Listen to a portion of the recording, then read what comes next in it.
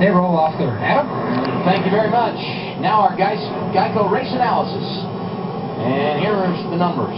110 laps, 219 miles. The pit window, 32 to 40 laps. Why is that so wide? Because the varying strategies that we will see here today, the 33 and 38 going to the tail as we go green at Sonoma.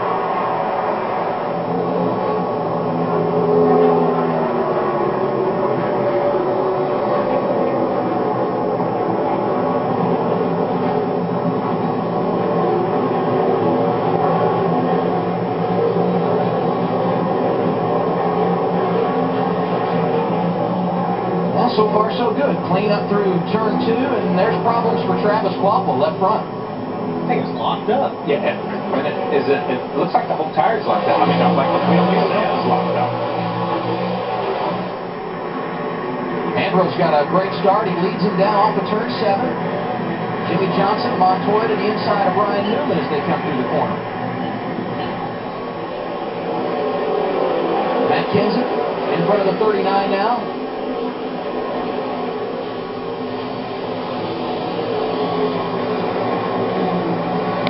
This is one of the great places on the racetrack. They come off the top of the hill and fire down through the S's. Well, right here, this right-hander, not this one right here, but this next one they're going through, this right-hander is the most important, I think, corner on the racetrack, because it sets you up for 11 to where you can try to make a pass like you see Montoya down there right now. Right, a lot of other guys just do the same thing, but that is really the key corner on the racetrack. And earlier, in Countdown the Green, we heard a clip with Clint Boyer say, you can run the whole racetrack and miss turn 10, and then you got to wait the whole lap again to set yourself up for the next pass. Ambrose jumped out to that early lead. He's pulled away from Jeff Gordon. And right now, things single file. Here's Brad Keselowski getting out of line, trying to make a move on Carl Edwards. And that would be for a position just outside the top 10. Joey Logano settling in right behind them. He started on the pole here 1 year ago.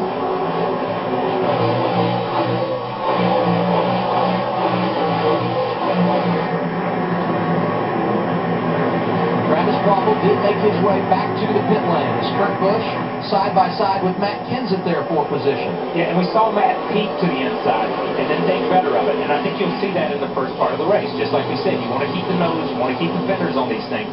You're not going to be overly aggressive at this time because Matt knows, honestly, they've got a better pit stop than pit crew than that 51 car. He can pass that 51 on pit road and not have to use his equipment up at this time. Here's a great shot. Front bumper of Juan Pablo Montoya into 11, Wally. And you're right, Kyle. I mean, 10 laps to go, that's going to be a totally different scenario. But you're right. Everybody's just kind of, like I said, they're getting their stuff, the tires up, the temperatures, the pressure, feeling everything out. There's no sense of just being overly aggressive right now. That is a pretty cool shot. Make the left-hander at turn 1, then up the hill, the right-hander here at turn 2. Of course I say that. I don't mean Montoya. I mean the rest of the field. There's an asterisk by every rule, right? Yeah, exactly. You know, the 17 is trying to stay off of the 51, Kurt Busch, and at the same time, Juan doesn't see any of that. He just sees the 17. Told you Montoya won here back in 2007. He's 10th on track right now.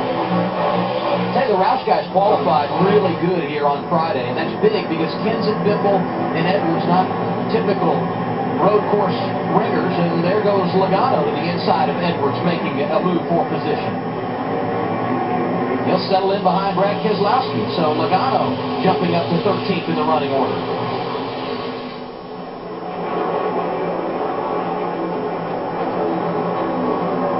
Joey's confidence has just grown and grown and grown. I go back and we've said it here since Darlington. He's won a couple of nationwide races and won them and race to the win, not just outrun people, race to the win. Then you go back to Pocono, and I think you look at some of this stuff, and I mean, he just drove around Carl Edwards, you know what I mean? And that builds his confidence again today. And Logano has become a pretty good road racer, and that goes back to something you and I talked about earlier in the weekend, Kyle. When drivers come over to the Sprint Cup Series now, the talent level has gotten higher and higher. They're much more broad when you look at their resume. And they are. And these guys come from backgrounds that have a little bit more road racing than when I came along and to cup racing. Wally came from a road racing background, but these guys are exposed to so many more types of racetracks. Yeah, and you know, Adam and I were talking about it earlier. A lot of these guys would come like a week before a road course race. They go to Bob on. They get all this, try to cram all this experience in. But now you've got guys running the Grand Am Series, and like you said, they're running karts, and a lot of these guys have a lot more road racing experience than they did 10, 15 years ago. A.J. Allmendinger in that bright yellow 22 car. That's the machine that won here a year ago with Kurt Busch behind the wheel. He qualified 17th, not the run they were looking for on Friday, but they were very fast in practice yesterday.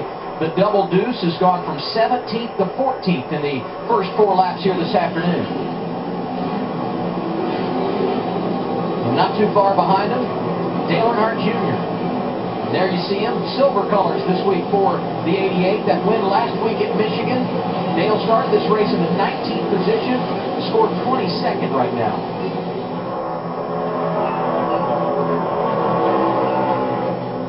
That's Regan Smith in the black 78, inside of Jeff Burton, as you see Dale Earnhardt Jr. swing through turn 1 and up the hill to turn 2.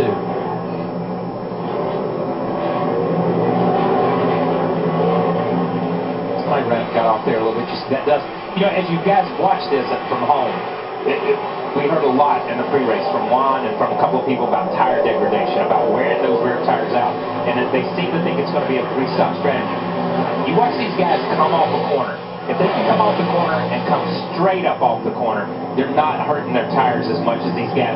When you see the rear end step out and these guys are drifting way to the outside, those guys are going to have tire issues a little bit faster. There were some cars that you circled on the lineup today and said they got to move forward. 2 of them right here, the 29 of Kevin Harvick, the 1 as you're right on board here with Jamie McMurray. Both started outside the top 20. Another one in that group, Tony Stewart. Harvick and McMurray not really advancing in the early going. Smoke has made up some positions. You see him coming into turn 11 here after starting 24th. The 2-time Sonoma winner now finds himself in the 17th position.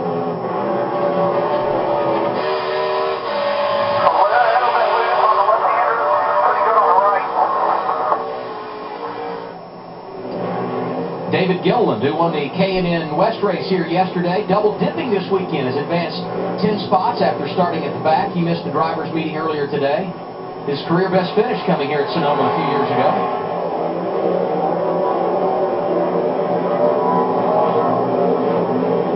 Marco Zambrano started on the pole. 2nd consecutive week he's done that. And once you put him out front, he's hard to beat on a road course. He's led every lap. We're just getting started in wine country. You're watching NASCAR on TNT.